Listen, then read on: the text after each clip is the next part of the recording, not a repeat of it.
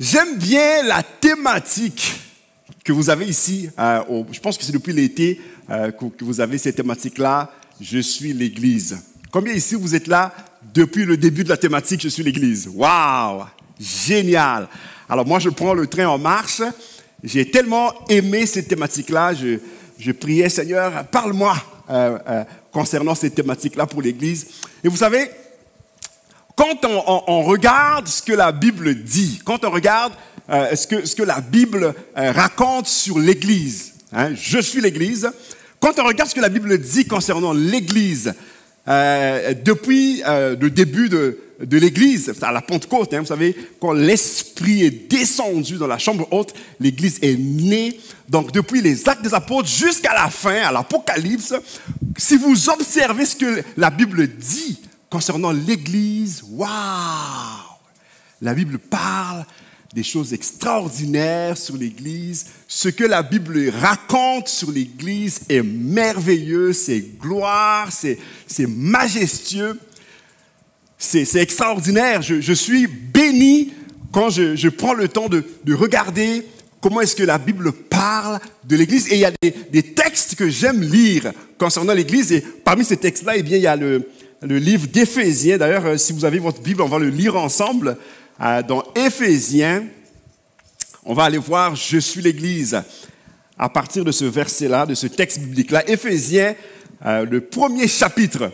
Alors, si vous voulez, on va le lire ensemble. Okay? Pendant que je le lis, vous le lisez aussi. On va ensemble, comme un corps, comme l'Église, lire, aller chercher ce que la Bible dit sur l'Église. Et ça parle de toi et moi. Ça parle de toi qui es assis ici dans la salle. Ça parle de vous qui êtes en ligne, si vous êtes croyants. Ça parle de vous. Éphésiens, premier chapitre, à partir du verset 3. Alors, on le lit ensemble. 1, 2, 3. Béni, je veux vous entendre là. Béni soit Dieu, le Père de notre Seigneur Jésus-Christ, qui nous a... Oh, je vais vous entendre encore. Qui nous a de toutes sortes de bénédictions spirituelles dans les lieux célestes en Christ. En lui, Dieu nous a élus avant la fondation du monde pour que nous soyons saints et irrépréhensibles devant lui, nous ayons prédestinés dans son amour à être ses enfants d'adoption par Jésus-Christ, selon le bon plaisir de sa volonté, à la louange de la gloire de sa grâce qu'il nous a accordée. Il a accordé à qui? À toi et moi. Qu'il nous a accordé en son bien-aimé. En lui, nous avons rédemption par son sang.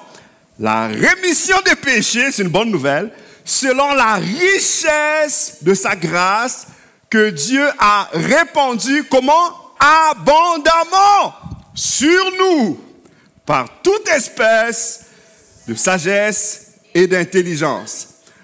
Nous faisons connaître le mystère de sa volonté selon le bienveillant dessein qu'il avait formé en lui-même pour le mettre à exécution lorsque les temps seraient accomplis, de réunir toutes choses en Christ, celles qui sont dans les cieux et celles qui sont sur la terre. En lui, nous sommes devenus héritiers, waouh, ayant été prédestinés suivant la résolution de celui qui opère toutes choses d'après le conseil de sa volonté, afin que nous servions à la louange de sa gloire, nous qui d'avance en Christ. Amen. Waouh! C'est juste merveilleux. N'est-ce pas merveilleux ce que la Bible dit concernant l'Église? Je ne sais pas ce que ça vous fait, mais moi, ça me fait capoter ben raide.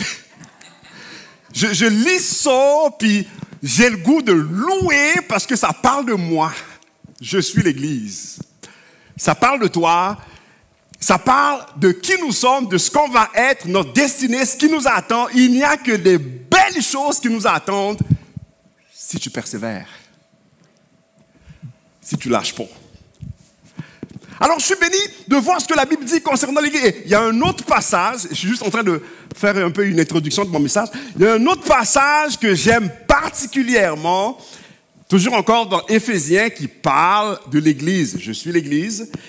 Et on va le voir dans Éphésiens 5e chapitre, Éphésiens 5, le verset 27.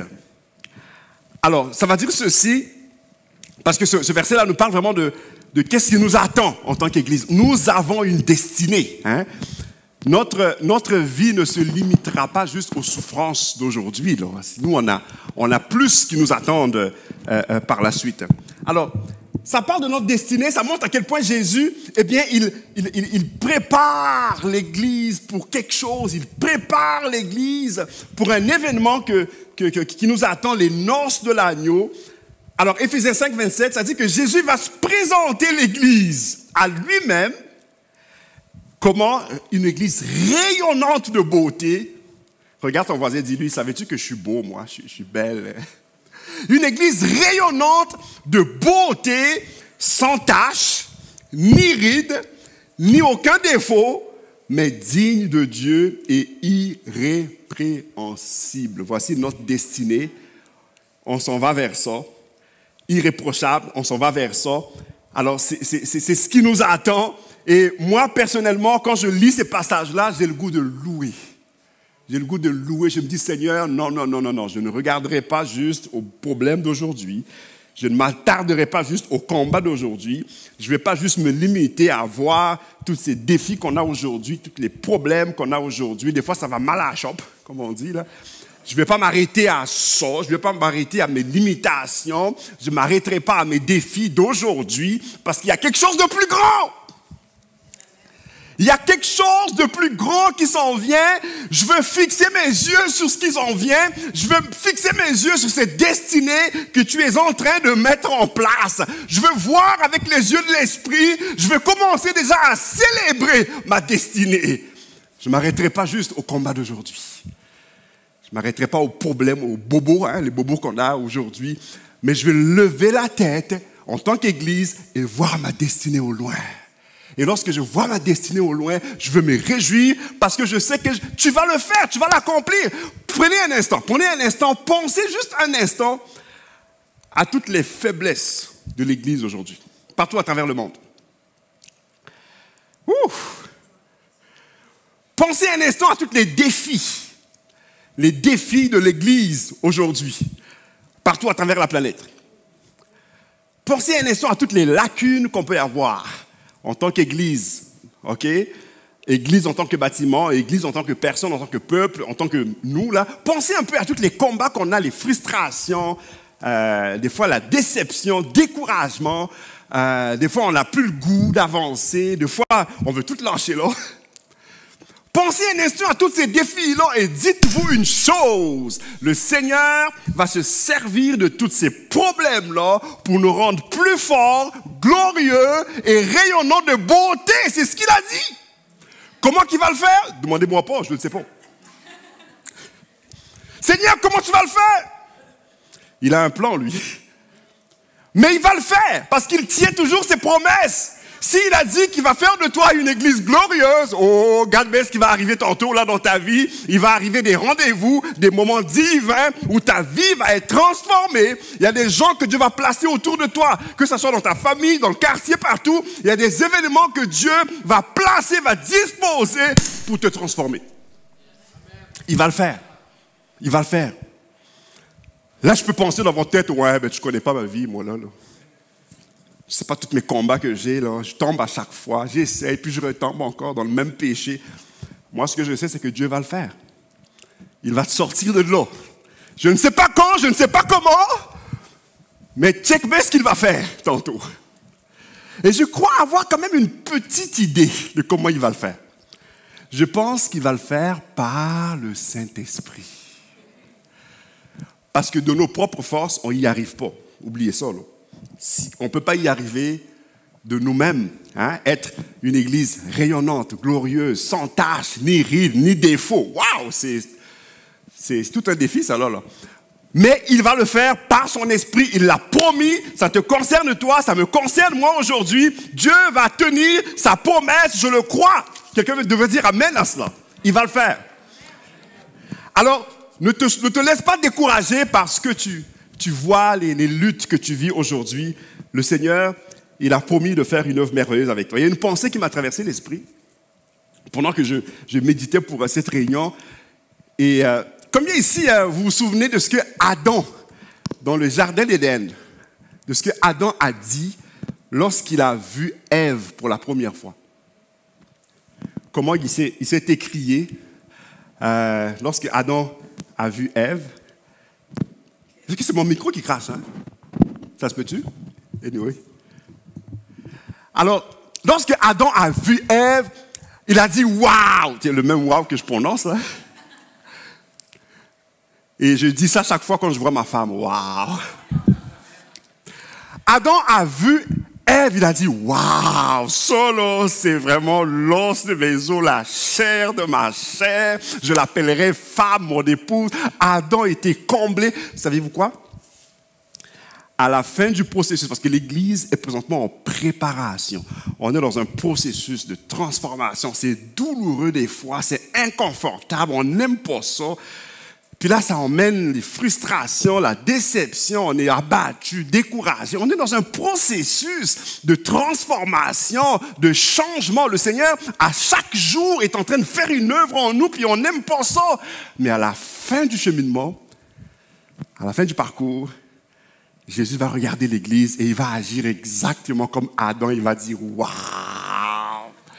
Il va dire, solo, c'est l'os de mes os, la chair de ma chair.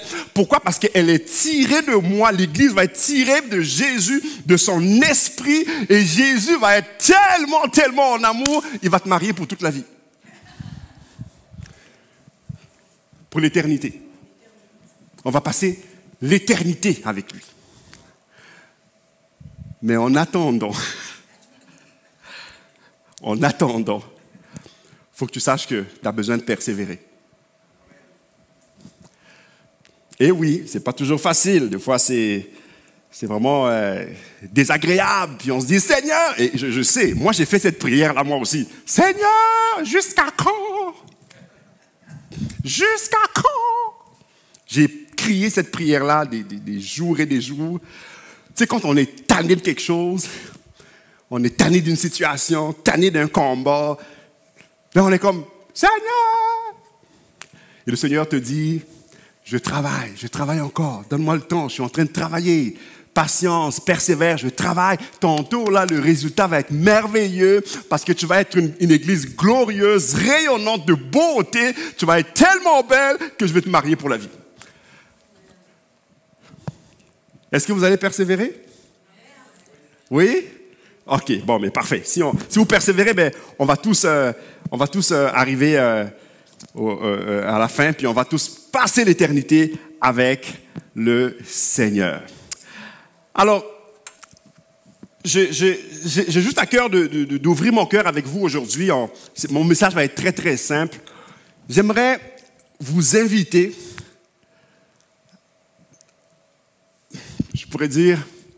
j'aimerais vous inviter pendant ce temps où ta vie est, tu sais, comme le potier là, qui travaille l'argile. Hein, le Seigneur est en train de nous travailler. À travers tout ce qu'on vit aujourd'hui, il nous travaille. Et il y a un beau vase qui va sortir tantôt. Il nous façonne. Des fois, il adresse des choses dans nos vies, puis ça fait mal. Mais ce qu'on a besoin de faire, c'est de développer la flexibilité et la souplesse dans les mains du Père. Alors, Église, je t'invite à développer la flexibilité alors que Dieu est en train de travailler en toi, alors que le Seigneur travaille dans nos vies, développant la flexibilité et la souplesse. La pire chose à faire pour l'Église dans ce temps de transformation, dans ce processus dans lequel on est, la pire chose à faire, savez-vous c'est quoi? C'est la rigidité. C'est la pire chose à faire. Et je pense à un orateur qui a dit ceci, il a dit « Heureux les flexibles, car ils ne seront pas brisés. » Mais si tu es rigide, là, en connaissez-vous des gens rigides? Non, pas ici. Hein? Tu sais, des gens rigides face à l'action du Saint-Esprit, là. Tellement rigides que quand les épreuves viennent, ça casse. Voyez-vous, mais quand tu es flexible, tu dis, Seigneur, fais-le à ta manière. Comprends-tu? J'aime pas trop ça, mais fais-le à ta façon, je m'abandonne. Vas-y, Seigneur, que ta main agisse en moi. Ça ne fait pas toujours mon affaire, mais je te fais confiance, je m'abandonne comme de l'argile entre les mains du potier. Développons cette flexibilité-là. Vous allez voir que l'œuvre de Dieu va se faire dans nos vies. Et bien tantôt, il y a un beau vase qui va sortir par la suite. Alors, juste pour ce point-là, de la flexibilité et la souplesse, j'aimerais faire une prière là-dessus, parce que je sais que c'est très important. Que Dieu nous aide à ne pas résister. Voyez-vous, moi qui vous parle aujourd'hui, là, pendant des années, j'étais un résistant, moi, là, à ce que Dieu voulait faire dans ma vie. Je résistais, et le Seigneur ne pouvait pas faire plus parce que moi, j'étais résistant. Et j'aimerais vous inviter, alors qu'on commence dans ce message, à être détendu, à être souple. Peut-être à ce que Dieu veut faire aujourd'hui, dans cette réunion ici même, là. Que tu sois souple. Amen. Ça veut dire qu'on enlève nos préjugés, hein? On enlève nos appréhensions, puis on laisse le Seigneur faire son œuvre en nous. Alors, on va fermer nos yeux quelques instants, même à la maison, juste fermer tes yeux, juste place la main sur ton cœur présentement. Place la main sur ton cœur. Et répète après moi cette prière. Père, j'ai entendu ta voix. Dans cette saison de transformation, tu m'appelles à être flexible. Tu m'appelles à être souple. Alors je l'accepte. On va rester avec ça quelques instants.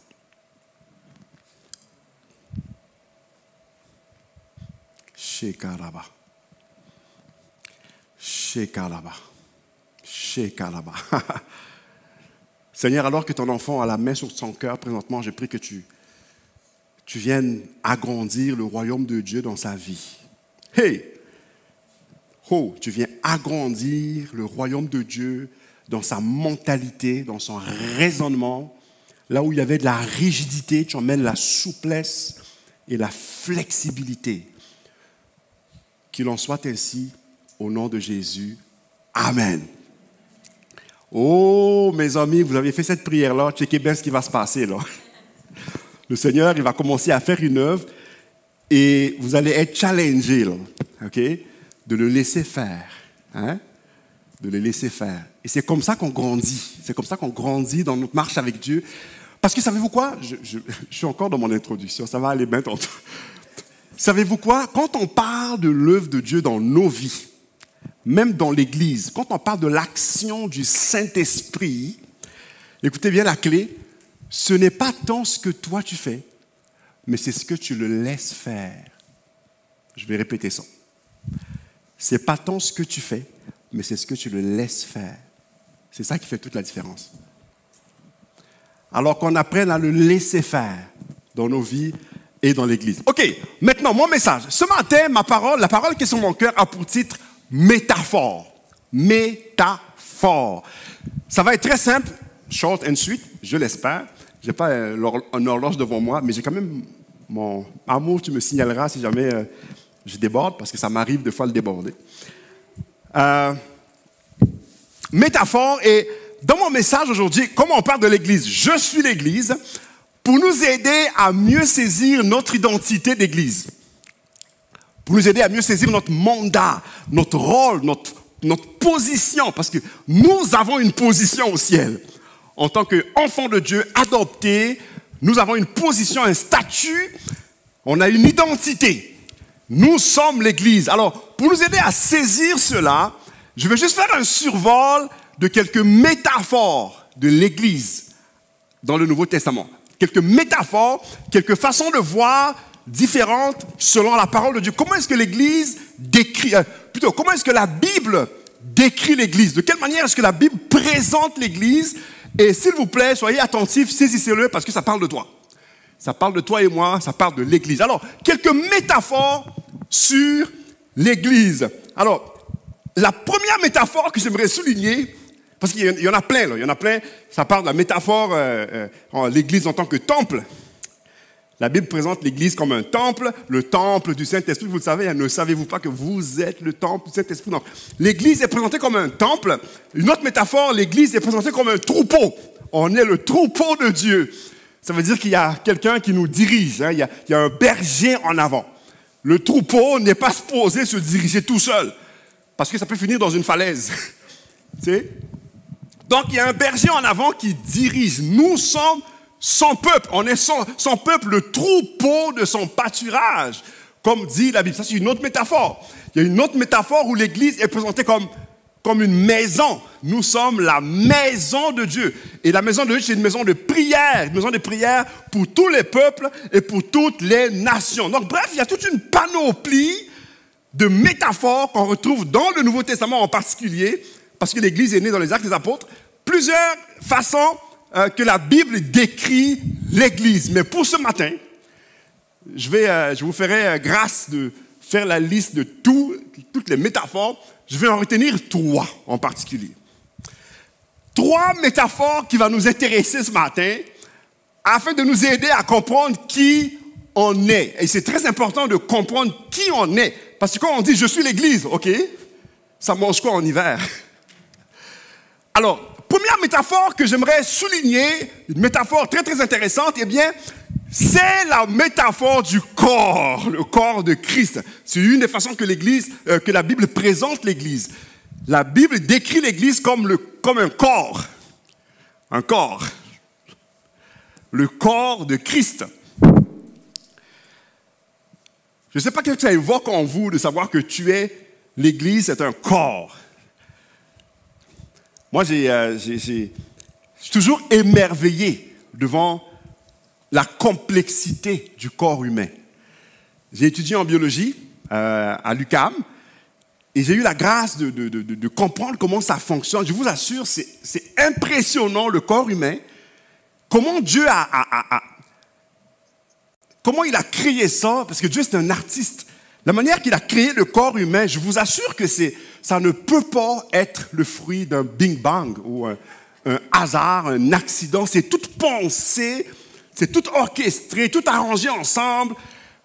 Honnêtement, là, quand j'ai pris mon cours en biologie, je sortais de mes classes, j'avais le goût de louer, j'avais le goût d'adorer, parce que je me disais, ça se peut pas.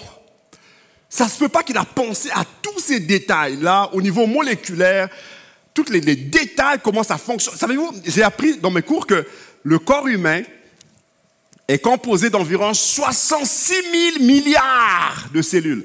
La science va dire que c'est entre 10 000 milliards et 100 000 milliards de cellules. Nous, en cours, on a appris la moyenne, 66 000 milliards. Toi qui es assis ici, là, il y a toute une population en toi. Là, 66 000 milliards de cellules. Et ce qui m'impressionne là-dedans, c'est que toutes ces 66 000 milliards fonctionnent dans une harmonie parfaite. Je capote. Toutes les cellules, chacun joue son rôle, chacun fait sa fonction, chacun remplit son mandat, mais dans une unité. C'est fou, là. C'est fou. Et j'observais ça, j'étais en adoration devant Dieu. Seigneur, tu es grand. Tu es grand, Seigneur. Parce que c'est pas croyable. Le corps humain est complexe. Et chaque cellule du corps, parce qu'en fait, il y a des cellules, tu as des organes, tu as des cellules, des tissus, puis des organes. Chaque cellule du corps, chaque tissu, chaque organe, ils ont toutes une même préoccupation, c'est celle de maintenir ce qu'on appelle l'homéostasie dans le corps humain. Le principe de l'homéostasie, c'est essentiel. Et c'est quoi l'homéostasie? Ça part simplement d'un principe par lequel les cellules, puis les corps, puis les organes travaillent ensemble pour maintenir un état d'équilibre physiologique. Alors, si l'homéostasie est affectée, le corps au complet est affecté. Donc, chaque cellule travaille pour maintenir l'homéostasie, une sorte d'équilibre physiologique. Et je regardais ça, puis je voyais tout de suite l'Église. Un parallèle fort avec l'Église. C'est le même principe dans l'Église. Je suis l'Église. J'ai peut-être un mandat différent dans le corps de Christ. Vous avez un appel qui n'est peut-être pas le mien, tu as un mandat, des dons, des talents que tu as reçus qui ne sont pas pareils que le mien, mais tous ensemble, on doit avoir la même préoccupation, c'est de maintenir l'homéostasie dans l'Église. De maintenir cet état d'équilibre physiologique. De travailler ensemble malgré la diversité. Parce que chacun a reçu une grâce spéciale. Chacun a reçu quelque chose. Il n'y a pas quelqu'un qui est meilleur qu'un autre. Je ne me prendrai pas comme quelqu'un de meilleur que toi parce que ce que tu as reçu, c'est différent de moi. Mais ensemble, on travaille ensemble pour maintenir une homéostasie. Maintenant, les problèmes commencent lorsqu'il y a une cellule, un organe qui décide d'en faire qu'à sa tête. Là, l'homéostasie est menacée et il se produit ce que les scientifiques appellent un cancer. Il n'y a pas personne qui souhaite avoir un cancer dans son corps. Dans l'Église, c'est pareil. Quand il y a des gens qui décident de faire des choses à leur manière, de ne pas respecter la structure que Dieu a établie, ben, ça peut emmener des cancers. Et ça fait souffrir tout le corps. Un cancer, là, si un cancer te poigne, un cancer, je ne sais pas, au niveau de la peau ou d'un organe X, le reste du corps ne dira pas, ce cancer-là, c'est un problème, moi, ça ne m'affectera pas. Ça affecte tout le corps. Alors, tout le monde ensemble, jeunes et vieux, petits ou grands, nous devons ensemble travailler pour maintenir l'homéostasie pour le bien de tous. C'est pour le bien de tous. Est-ce que vous êtes là? Alléluia. Alors, c'est ça l'Église. La diversité, mais dans l'ordre et dans l'harmonie. Alléluia. Voici donc cette première métaphore-là que je voulais souligner, afin de nous aider à comprendre un peu, OK, on est l'Église, mais c'est quoi notre préoccupation numéro 1? C'est de maintenir l'homéostasie. On retrouve ce principe-là dans la parole de Dieu, si vous voulez, dans 1 Corinthiens chapitre 12. 1 Corinthiens 12, ça dit ceci au verset 20. Maintenant donc, il y a plusieurs membres, mais un seul corps. L'œil ne peut pas dire à la main, j'ai pas besoin de toi. Ni la tête dire aux pieds, j'ai pas besoin de vous. Mais bien plutôt, les membres du corps qui paraissent les plus faibles sont nécessaires. Ils sont nécessaires.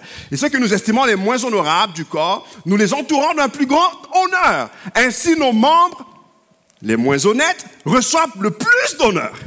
Tandis que ceux qui sont honnêtes n'en ont pas besoin. Dieu a disposé le corps de manière à donner plus d'honneur à ceux qui en manquaient, afin qu'il n'y ait pas de division dans le corps. Voyez-vous, c'est bien pensé. Dieu a bien pensé son affaire. Afin qu'il n'y ait pas de division dans le corps, qu'il y ait plutôt l'homéostasie dans le corps. Et que les membres aient également soin les uns les autres. Si un membre souffre, tous les membres souffrent avec lui. Wow! Et si un membre est honoré, eh bien, tous les membres se réjouissent avec lui. Vous êtes le corps de Christ. Voici la première métaphore. Vous êtes le corps de Christ et vous êtes ses membres, chacun pour sa part. Parce que je suis l'Église, si quelqu'un dans l'Église souffre, ça me concerne aussi. Parce que je suis l'Église. Mais inversement, s'il y a quelqu'un qui est béni, qui est honoré, je me réjouis avec lui. Parce qu'il y en a qui, quand un est content, eux, ils sont fâchés, ils boudent. Donc, je me réjouis avec celui qui se réjouit, puis s'il y a quelqu'un qui souffre, eh bien, ça me concerne aussi. C'est comme ça qu'on arrive à maintenir l'homéostasie. Est-ce que vous êtes là? Alors maintenant, que faut-il faire pour éviter un cancer dans l'Église? Comment faire? Eh bien, nous devons apprendre à prendre soin les uns les autres. Il ne faut oublier personne. Il ne faut négliger personne. Surtout les plus faibles. Faites attention aux plus faibles. Accordez-leur beaucoup de soins. OK? Accordez-leur beaucoup d'attention, justement parce qu'ils sont faibles. Il faut qu'on soit là pour eux. C'est comme ça qu'on arrive à maintenir l'homéostasie dans le corps. Prenez soin les uns. Tu as vu un frère, ça fait quelques semaines que tu ne le vois pas. Pourquoi ne pas lancer un appel pour prendre des nouvelles? Dire un bonjour. Et ça, on doit le faire de façon intentionnelle. Ça ne se fait pas tout seul. Il faut qu'on soit intentionnel. Et on le fait pour notre propre bien. Parce que si un souffre, moi je souffre aussi. Ben, je ne veux pas souffrir. Fait que je vais être intentionnel pour prendre soin des autres. Parce qu'en le faisant, je le fais pour mon propre bien. Une deuxième métaphore que j'aimerais souligner dans le message. La première métaphore particulière, je vous ai dit, c'est le corps. La deuxième métaphore particulière que j'aimerais souligner, c'est celle de l'épouse. La Bible décrit l'Église comme l'épouse de Christ. Alors celle-ci, elle est intéressante comme métaphore. L'épouse de Christ. Il y a plusieurs versets qui en parlent. Si vous prenez par exemple dans Apocalypse chapitre 19, Apocalypse 19, au verset 7, ça dit « Réjouissons-nous et soyons dans l'allégresse et donnons-lui la gloire, car les noces de l'agneau sont venues et son épouse s'est préparée. » La Bible dit que son épouse s'est préparée dans l'Apocalypse. Et là, ici, ça fait référence à toi et moi. Ça fait référence à l'Église. Nous sommes l'épouse de Christ. Maintenant, il y a une raison pourquoi je vais souligner cette métaphore particulièrement. La particularité avec la métaphore de l'épouse, ça tourne autour d'un mot qui s'appelle la romance. Aïe, aïe, aïe. La romance. La romance. Combien ici, là, ok, si les courageux et courageuses peuvent lever la main, combien ici, là, vous êtes naturellement quelqu'un de romantique? Il y a seulement 2 mains qui se lèvent. Ça veut dire que le reste, vous n'êtes pas romantique pantoute, c'est ça? La romance. La romance est extrêmement importante. Dans le couple, dans la relation, dans le mariage, la romance. Et je pourrais vous dire ceci, la romance est un baromètre révélateur de votre relation de couple. Je ne sais pas si vous avez compris quelque chose là. La romance est un baromètre très, très révélateur de la santé de votre mariage, de la santé de votre relation. S'il n'y a pas de romance, écoutez, je vais le dire autrement. Lorsque la romance est négligée, le couple est en danger. Oui. Lorsque la romance est négligée, le couple se met en danger. Lorsque la communication est négligée, et ça c'est des sujets qu'on parle beaucoup, ma femme et moi, la communication, c'est très important ces choses-là. Lorsque la communication est négligée, le couple est en danger. Lorsque les temps de qualité sont négligés, lorsque les temps d'intimité sont négligés, je vous dis, là, le couple est en danger. Et réglez ça vite et ça presse, parce que tantôt ça va aller mal. Quelqu'un a écrit un livre, son nom c'est Larry Russell. Son livre s'intitule « Avant que l'amour ne meure ». Traitez ça rapidement avant que l'amour ne meure. Parce que l'amour peut mourir. La romance est indispensable. C'est un baromètre qui révèle la santé de votre couple. Maintenant, certainement que vous me voyez venir un peu là. C'est le même principe dans l'Église. Dans notre relation avec notre époux. Parce qu'il y a des noces qui nous attendent. On va passer l'éternité. Savez-vous que vous allez passer l'éternité avec quelqu'un? Vous êtes mieux d'aimer sa face maintenant. Parce que ça ira pas bien. On va passer l'éternité avec quelqu'un, là. Wow, allô, vous vous rendez compte, là? T'es mieux d'apprendre à le connaître. T'es mieux de passer du temps avec, aller au cinéma, invite Jésus prendre un café de temps en temps, aller prendre une marche dans le parc. Mais c'est vrai. C'est en plein ça. Parce que ça prend une romance dans la patente. Il faut qu'il y ait de la romance dans la patente parce que sinon, il y a du monde qui vont souffrir. Là. Moi, j'ai déjà parlé à quelqu'un, ça fait longtemps, là. Son mariage, ça allait pas bien, ça faisait quelques années qu'ils étaient mariés, puis finalement, elle était désillusionnée. Puis elle est venue me voir et me dit « Ah, je pensais pas que c'était de même, je pense que je me suis trompé de mari. » Elle me dit « Je regrette d'être mariée avec ce gars-là. » Parce qu'il faut prendre le temps de se connaître, il faut développer des affinités, il faut nourrir la romance. Et ces choses-là, ça ne se fait pas automatique, il faut qu'on soit intentionnel. Il va falloir que tu te lèves un jour, commencer à lire ta Bible, commencer à chercher la face de Dieu, parler à Jésus, développer la romance. La romance, parce que, allô, tu t'en vas te marier bientôt, là. cette métaphore de l'épouse est importante. Combien ici vous connaissez un livre de la Bible qui s'appelle Cantique des Cantiques? Oh, il y a quelques-uns qui l'ont lu, ok. Cantique des Cantiques. Moi, là, je vais être très honnête avec vous. Personnellement, je lisais Cantique des Cantiques très rapidement parce que je ne comprenais pas pourquoi ce livre-là était dans la Bible. Je me disais, mais c'est donc bien charnel comme livre. Je ne comprenais pas. Ça parle de la beauté, la poitrine, les jambes, puis de s'embrasser, puis oh, tu es belle, mon épouse, et tout ça. Je suis comme, c'est quoi cette affaire-là? Je me disais, c'est pas spirituel, ça fait que je ne lisais pas. Jusqu'à ce qu'un jour, que Dieu me donne la révélation du Cantique des Cantiques. Hey! Cantique des Cantiques, c'est un livre qui parle de romance. Ça parle de la romance. Pourquoi? Ben parce que Dieu veut que tu développes une romance avec lui. Là, c'est comme, oh! Ah ben là, je comprends. Le Seigneur nous appelle à vivre une romance avec notre époux parce qu'on va passer l'éternité avec.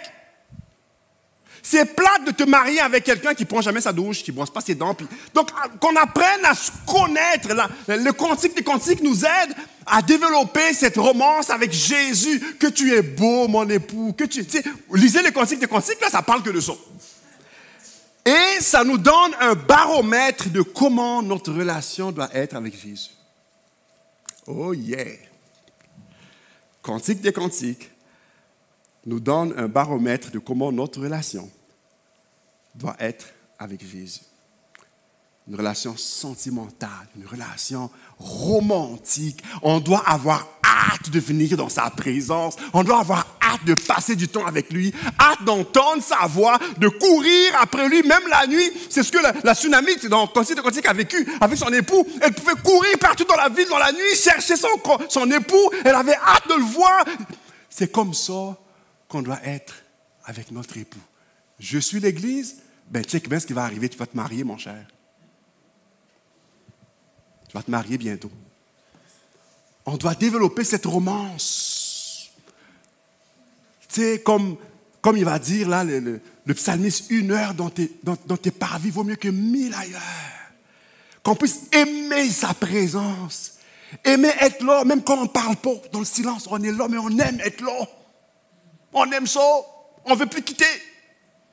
Tantôt, ma fille et mon épouse ont chanté « Nulle part ailleurs je voudrais être ». Il faut qu'on ait cette romance avec lui. C'est ça l'Église. Tu es l'épouse. Imaginez-vous des conjoints là qui se boudent la face tout le temps, puis qui se parlent pas, puis qui chialent tout le temps ensemble, puis ça marche pas bien, là. Combien ici vous comprenez l'importance de la romance dans votre relation avec Jésus? Cette métaphore de l'épouse est essentielle, essentielle. Et quand j'ai compris ces choses-là, je vous assure, il y a quelque chose en moi qui a changé. Quand j'ai réalisé, OK, je dois débarquer d'une vie chrétienne rigide, puis religieuse, puis des lois, puis des... Non. Pour rentrer dans une relation d'amour, une relation d'intimité, de romance avec mon Père, aimer être avec mon Sauveur, mon Maître, juste passer du temps avec lui, passer du temps. Des fois, je me lève le matin, je me mets à côté de mon lit, je reste là, moi je suis un peu à l'étage, fait que je peux voir le bout de la rue au fond, puis j'aime cette vue-là, je viens, je m'assois là, puis je reste là, juste à contempler, juste à passer du temps, et je vous assure, ça me nourrit de passer ce moment avec lui sans parler. OK. J'aimerais que vous mettiez la main sur votre cœur quelques instants. Je vais faire une courte prière là-dessus. Je vais vous fatiguer un peu aujourd'hui, là. Dites avec moi, Père, donne-moi, Seigneur, d'être romantique avec toi. Restons avec ça un instant.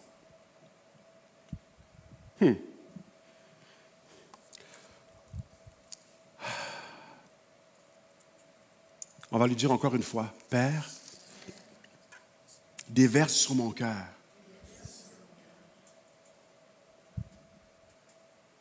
de la passion pour mon époux. Fais de moi un amoureux permanent de Jésus. Fais-moi expérimenter le cantique des cantiques. Je vais répéter ce bout-là. Fais-moi expérimenter le cantique des cantiques avec Jésus. Amen. Wow. Alors maintenant, vous allez avoir un défi quand vous sortirez d'ici à partir de ce soir ou de demain, là, cette semaine, de tenir votre parole, de commencer à développer une intimité avec lui. Parce que je suis l'Église, je sais que je m'en vais me marier, alors c'est ma responsabilité de nourrir la relation avec mon époux, de passer du temps avec lui, ok? Parce que je me prépare à vivre l'éternité avec lui. Alors, première métaphore, c'est la métaphore du corps, on l'a vu. Deuxième métaphore, la métaphore de l'épouse. Maintenant, dernière métaphore que je vais souligner, il y en a plein, mais je m'arrête à ces trois-là. Dernière métaphore que j'aimerais souligner, la dernière et non la moindre, c'est celle de l'armée. Parce que la Bible parle beaucoup de l'Église comme une armée. Nous sommes une armée. Mais ce n'est pas une armée comme tout le monde. C'est une armée où les soldats sont équipés des armes spéciales qu'on ne retrouve nulle part sur le marché. C'est des armes spirituelles, des armes puissantes. Oh, by Jesus. C'est une armée où on est équipé des armes spirituelles. J'aime faire partie de cette armée-là. Et la Bible nous en parle. Nous sommes cette armée-là. Et on va regarder avec moi dans 2 Corinthiens, chapitre 19. Ça va dire ceci, 2 Corinthiens 19, le verset 4 à 5. Car les armes avec lesquelles nous combattons ne sont pas charnelles, mais elles sont puissantes par la vertu de Dieu pour renverser des forteresses. Nous renversons les raisonnements et toute hauteur qui s'élève contre la connaissance de Dieu et nous emmenons toute pensée captive à l'obéissance de Christ. C'est ce que tu es. Tu es cette sorte d'armée-là, mon cher. Tu n'es pas juste un corps, tu n'es pas juste une épouse, mais tu es aussi un soldat, une soldate, un guerrier, une guerrière. Tu peux combattre et gagner des combats. Alléluia. Tu peux gagner des batailles. Et tu as tout ce qu'il faut. Je vais répéter. Tu as tout ce qu'il faut. Tu as ce qu'il faut. Tu as l'armure qu'il faut, l'équipement qu'il faut, des armes qu'on ne retrouve nulle part ailleurs, ça coûte trop cher. Mais le Père te le donne gratuitement. Des armes spirituelles, des armes puissantes, la Bible le dit, des armes puissantes. Alors, répète avec moi. Moi, j'ai des armes puissantes. Et c'est vrai. Il y en a qui sont conscients de ça, d'autres qui ne sont pas encore conscients de ça, mais inquiète-toi pas, ça va venir. Parce que la révélation est progressive. Le Seigneur t'emmène tranquillement, pas vite, à comprendre. Et aujourd'hui, c'est une des étapes où Dieu t'emmène à comprendre que tu n'es pas n'importe qui. Dieu t'a équipé des armes puissantes et tu ne le sais pas, mais le diable a peur de toi. Dans le monde spirituel, les démons de l'enfer, ils ont peur de toi. C'est juste que tu n'es pas encore réveillé, mais ça va venir, ça va venir. À un moment donné, tu vas tenir debout. Face à tes problèmes, face à tes combats, face à l'oppression, l'adversité, tu vas déclarer des paroles de victoire et des situations vont se débloquer. La maladie va partir, des murailles de Jéricho vont tomber, des chaînes vont tomber parce que Dieu t'a équipé. Tu es une armée. Tu es une armée. Et cette métaphore est très, très importante, particulièrement dans le contexte actuel dans lequel on est. Ça brasse partout. Même les incroyants commencent à se dire « Wow, il y a quelque chose qui ne marche pas dans le monde. » là. Même les non-croyants le réalisent. Là. Cette métaphore est très, très, très importante pour nous aujourd'hui de saisir. Nous avons des armes spirituelles. Et la Bible va ajouter dans Éphésiens 6, ça dit ceci, prenez ces armes-là. Au verset 13. Prenez ces armes-là. Ils sont là. Ça dit, prenez toutes les armes de Dieu. Éphésiens 6, au verset 13. Afin de pouvoir résister. Combien ici vous croyez que présentement on a vraiment besoin de tenir ferme et de résister parce que les choses vont mal, ça brasse partout. Ça brasse partout, on a besoin de tenir ferme, de résister. Mais pour ça, tu as besoin de prendre ces armes-là, prenez toutes les armes de Dieu afin de pouvoir résister dans le mauvais jour et tenir ferme après avoir tout surmonté. Tenez donc ferme. Ayez à vos reins la vérité pour ceinture, revêtez la cuirasse de la justice, mettez pour chaussure à vos pieds le zèle que dans l'évangile de paix. Prenez par-dessus tout le bouclier de la foi avec lequel vous pourrez éteindre tous les traits enflammés du malin. Prenez aussi le casque du salut, l'épée de l'esprit, la parole de Dieu. Faites en tout temps par l'esprit toutes sortes de prières. Waouh! Toutes sortes de prières et de supplications. Et ça se termine en disant, veillez à cela avec une entière persévérance. Une entière persévérance. C'est comme ça que les soldats du royaume des cieux, ils persévèrent. Une entière persévérance. Ça n'a pas marché aujourd'hui, c'est pas grave. On va persévérer, ça va arriver demain. On va persévérer. C'est pas arrivé demain, c'est pas grave. On va persévérer, on lâchera pas.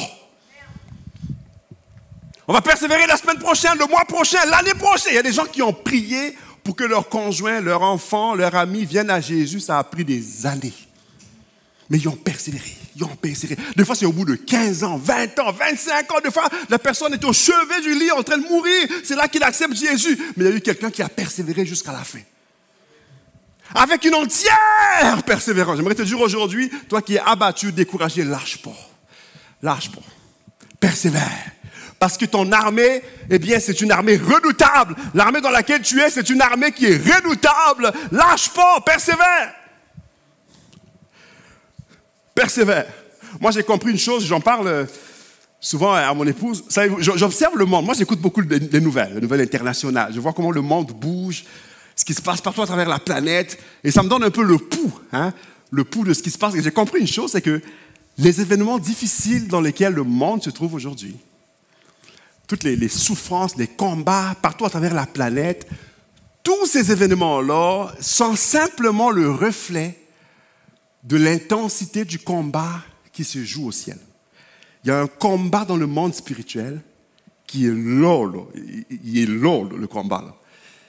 Et tout ce qui se passe, comment ça brasse, puis les choses qu'on ne comprend pas, c'est Seigneur, qu'est-ce qui se passe? C'est-tu la fin du monde? Il y en a qui se posent la question, c'est-tu la fin du monde, Seigneur? Il y en a qui se demandent. Mais tout ce qui se passe aujourd'hui, c'est simplement un reflet du combat qui se passe dans le monde spirituel. Alors, Église, ce n'est pas le temps de dormir. S'il y a un combat, ce n'est pas le temps de dormir. C'est le temps de se lever, puis de se battre. Et le Seigneur t'a équipé de toutes les armes pour le combat. C'est le temps de se lever, c'est le temps de se shaker, de dire, OK, je vais me mettre à la tâche, je vais me battre moi aussi parce que je fais partie d'une armée qui est redoutable. Et la bonne nouvelle dans tout ça, c'est que nous avons déjà la victoire. Le maître d'armée qui est Jésus-Christ a déjà remporté la victoire. Il nous donne sa victoire. Qu'est-ce que tu veux de plus? Alors, quand on se lève pour se combattre, pour se battre, on ne combat pas pour la victoire, mais on combat dans la victoire. La perspective est différente. Il y a des gens qui se battent pour la victoire, mais nous, on a déjà la victoire. Fait qu'on combat dans la victoire, c'est encore meilleur. Le combat goûte bon à ce moment-là. Parce qu'on combat dans la victoire. La parole va dire dans Colossiens, je vais terminer bientôt, dans Colossiens chapitre 2, Colossiens 2, verset 14, ça dit, il a effacé, Jésus, notre maître d'armée, le chef d'armée, a effacé l'acte dont les ordonnances nous condamnaient et qui subsistait contre nous. Il a détruit en clouant à la croix, il a dépouillé les dominations, les autorités, il les a livrées publiquement en spectacle en triomphant d'elles par la croix. Le combat est déjà gagné. Alors tu peux combattre dans la victoire. Voyez-vous, parce que le combat, la victoire est déjà garantie. Tu peux combattre dans la victoire. Est-ce que vous êtes là? Apocalypse 12, verset 1. Ça dit ceci, ils l'ont vaincu, l'Église, nous. Nous l'avons vaincu, l'ennemi, le diable, Satan, le diable. Ils l'ont vaincu à cause du sang de l'agneau, à cause de la parole de leur témoignage. Alors, ouvre la bouche et déclare. Ouvre la bouche et déclare. Quand il y a des combats, là, n'hésite pas. Déclare au nom de Jésus. Au nom de Jésus, je renverse les forteresses, je renverse les plans du diable. Déclare à cause de la parole, de leur témoignage. Sers-toi de la parole dans le combat parce que tu as vaincu à cause de la parole de ton témoignage. Délie ta langue. Déclare la victoire. Refuse les plans de l'ennemi. Confesse que tu es vainqueur. Confesse qu'on a la victoire. Ouvre ta parole parce que ta parole est une arme pour le combat. Alléluia. Wouh!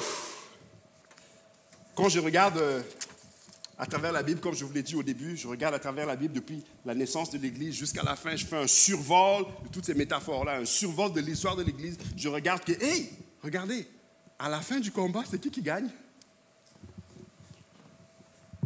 Devinez, c'est qui gagne à la fin? La Bible le dit.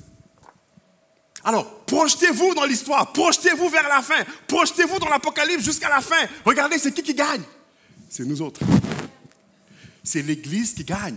Malgré que l'ennemi s'agite par-ci, par-là, il emmène l'intimidation, la maladie, problèmes de santé, des couples qui se séparent, la jeunesse qui est comme sacrifiée, l'anxiété, l'angoisse, toutes sortes de problèmes, le suicide, dépression, il en met. Savez-vous quoi? À chaque 24 heures qui passent, là, l'ennemi, là, tout ce qu'il veut, c'est détruire les vies, il veut détruire les foyers, il veut rendre les gens misérables, il oppresse les populations, c'est juste ça qu'il fait. Mais regardez à la fin de l'Apocalypse, là, qu'est-ce qui se passe? Qui gagne là? Alors fortifie-toi, relève-toi, parce que tu fais partie d'une armée victorieuse. Tu fais partie d'une armée qui gagne le combat avec Jésus-Christ.